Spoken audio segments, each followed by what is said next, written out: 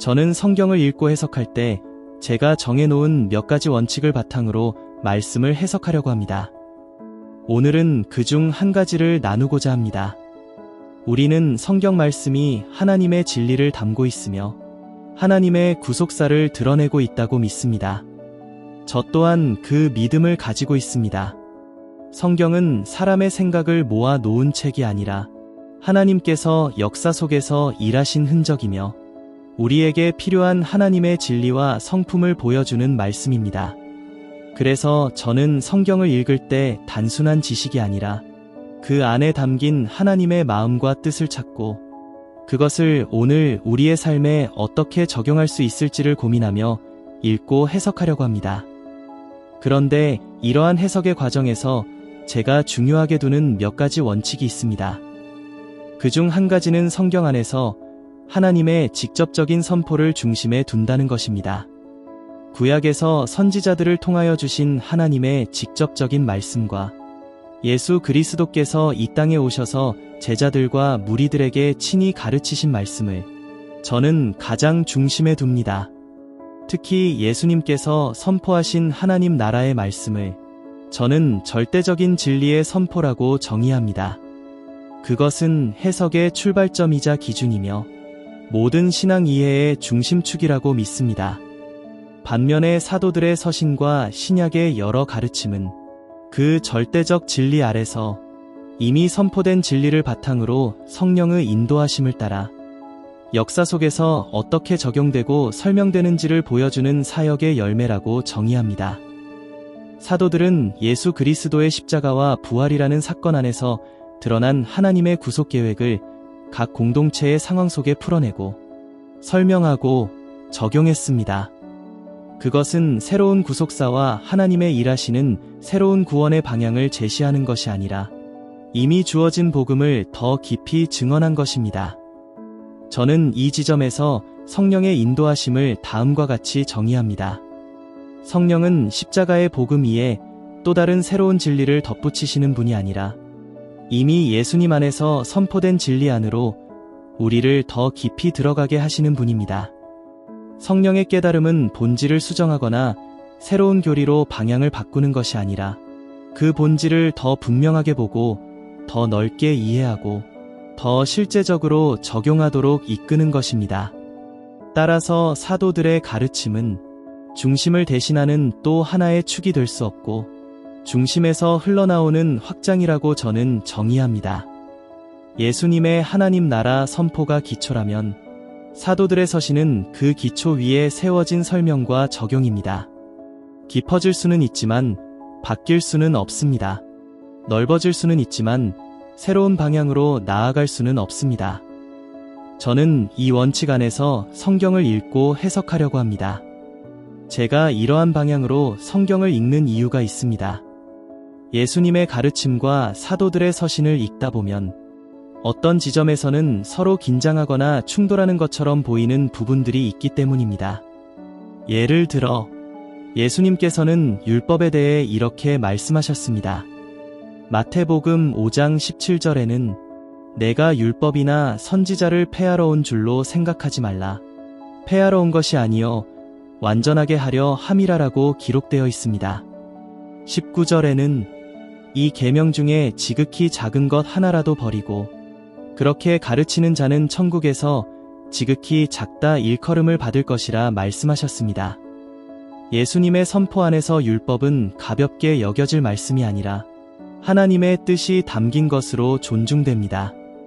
그런데 바울은 갈라디아서 2장 16절을 통해 사람이 율법의 행위로 의롭다 함을 얻는 것이 아니요 오직 예수 그리스도를 믿음으로 의롭다 여김을 받는다고 가르칩니다. 또 로마서 3장 28절에서는 사람이 의롭다 하심을 얻는 것은 율법의 행위에 있지 않고 믿음으로 되는 줄 우리가 인정하노라라고 기록되어 있습니다. 이 구절들만 나란히 놓고 보면 마치 한쪽은 율법을 굳게 세우는 것처럼 보이고 다른 한쪽은 율법보다 믿음을 앞세우는 것처럼 보일 수가 있습니다. 바로 이런 지점에서 저는 제가 세운 원칙을 바탕으로 해석합니다. 저는 이럴 때 절대로 배보다 배꼽이 더 클 수 없다고 정의 내립니다. 중심보다 설명이 더 커질 수 없고 기초보다 해석이 앞설 수는 없습니다. 뿌리보다 가지가 더 위에 설 수 없고 터보다 기둥이 기준이 될 수는 없습니다. 이미 선포된 진리가 기준이 되는 것일 뿐, 그 진리를 설명하는 말이 새로운 기준이 될 수는 없다고 믿습니다. 그래서 저는 두 가지가 부딪히는 것처럼 보이는 말씀들 앞에서 진리를 전파하기 위해 성령의 도우심을 받은 사도들의 가르침이 하나님의 절대적 진리를 말씀하신 예수님의 선포를 덮어버리는 방향의 해석들을 경계합니다. 사도들의 서신은 그 시대의 교회와 공동체 안에서 이미 주어진 그리스도의 복음이 어떻게 적용되어야 하는지를 설명하기 위해 성령의 도우심으로 주어진 말씀으로 받아들입니다. 그것은 기능적인 확장이고 사역을 위한 깨달음이며 성령의 인도하심 속에서 주어진 은혜입니다. 그러나 그 은혜가 절대적 진리의 중심축을 넘어설 수는 없습니다. 예수님께서 선포하신 하나님 나라의 복음과 하나님의 성품을 드러내는 말씀 위에 서 있을 때에만 사도들의 가르침은 온전한 의미를 갖는다고 정의합니다. 그들이 하나님의 성품을 드러낼 수 있는 이유도 그 가르침이 진리의 선포 아래에 있기 때문입니다. 저는 사도들의 사역을 결코 가볍게 여기지 않습니다. 오히려 그들의 헌신과 성령의 인도하심을 깊이 존중합니다. 그렇기 때문에 더더욱 그 가르침을 독립된 새로운 계시나 또 하나의 절대적 기준으로 세우지 않으려고 합니다. 성령께서 하시는 일은 새로운 구원의 방향을 제시하는 것이 아니라 그리스도 안에서 이미 드러난 복음의 깊이로 우리를 인도하는 것이라고 믿기 때문입니다. 그래서 어떠한 본문들이 긴장처럼 보일 때 저는 새로운 구원의 방식이나 새로운 복음의 방향을 찾아 고민하지 않습니다. 대신 스스로 이러한 질문을 던집니다. 이것이 그리스도의 가르침 안에서 어떤 의미인가? 이 말씀이 하나님 나라의 중심과 어떻게 연결되는가? 그 진리의 절대적 선포 안에서 다시 읽을 때 비로소 사도들의 가르침도 제 자리를 찾는다고 저는 믿습니다. 저는 이 질서를 지키는 것이 사도들의 가르침을 존중하는 길이라고 생각합니다. 이러한 관점에서 저는 베드로후서의 말씀도 함께 생각하게 됩니다. 베드로는 사도 바울의 글에 대해 언급하면서 그 가운데 알기 어려운 부분들이 있고 무식한 자들과 굳세지 못한 자들이 그것을 억지로 풀다가 스스로 멸망에 이른다고 경고합니다. 베드로후서 3장 16절에는 그 중에 알기 어려운 것이 덜어 있어 무식한 자들과 굳세지 못한 자들이 다른 성경과 같이 억지로 풀다가 스스로 멸망에 이르느니라라고 기록되어 있습니다. 저는 이 경고를 단순한 해석의 문제로 받아들이지 않습니다. 오히려 사도적 가르침을 다루는 태도에 대한 엄중한 경고로 받아들입니다. 바울의 글은 분명 성령의 인도하심 가운데 기록된 것이지만 그것을 억지로 끌어다가 자기 논리를 세우고 성경에 더 많이 언급되었고 더 많이 강조된 표현이라는 이유만으로 중심을 대신하게 만들 때 어떤 일이 일어나는지를 경고하는 말씀이라고 받아들입니다. 사역을 위한 확장과 적용은 필요합니다. 교회는 역사 속에서 구체적인 문제들을 마주했고 사도들은 그 문제들 속에서 성령의 도우심으로 복음을 설명하고 적용했습니다. 그러나 그 설명과 적용이 예수 그리스도께서 친히 선포하신 하나님 나라의 복음보다 앞에 서거나 그 위에 군림하거나 새로운 기준이 되는 순간 질서는 무너집니다. 저는 이 지점을 매우 조심스럽게 바라봅니다.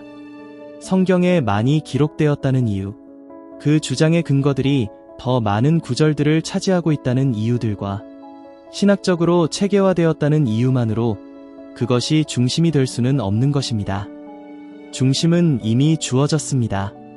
예수님의 진리의 선포는 기준이며 사도들의 가르침은 그 기준 안에서 이해될 때에만 온전합니다. 설명이 선포를 대신할 수는 없고 적용이 본질을 넘어설 수는 없습니다. 그래서 저는 성경을 읽을 때 어떤 본문이 더 길게 다루어졌는가, 어떤 교리가 더 체계적으로 정리되었는가를 먼저 보지 않으려고 합니다. 대신 스스로에게 묻습니다. 두 구절들이 충돌하거나 긴장을 가져올 때 사도들의 가르침이 그리스도의 가르침 안에서 어떻게 이해되어야 하는가? 사도들을 인도하신 성령의 가르침이 하나님 나라의 중심과 어떻게 연결되는가? 그 선포 아래에 둘 때 비로소 모든 말씀이 제 자리를 찾는다고 믿고 말씀을 해석합니다. 저는 사도들의 사역을 존중합니다. 그들의 눈물과 헌신, 그리고 성령의 인도하심을 감사히 여깁니다. 그렇기 때문에 더더욱 그 가르침을 중심과 분리시키지 않으려 합니다. 그들의 말씀이 힘을 갖는 이유는 그것이 독립된 또 하나의 절대가 되어서가 아니라 예수 그리스도의 복음에 깊이 뿌리내리고 있기 때문입니다. 제가 말하고 싶은 것은 이것입니다. 성령의 인도하심은 새로운 구속사와 또 다른 구원의 방향의 교리를 만들어내는 것이 아니라 이미 주어진 진리 안으로 우리를 더 깊이 이끄시는 역사입니다. 사도적 가르침은 중심을 대체하는 또 하나의 축이 아니라 중심에서 흘러나온 증언입니다.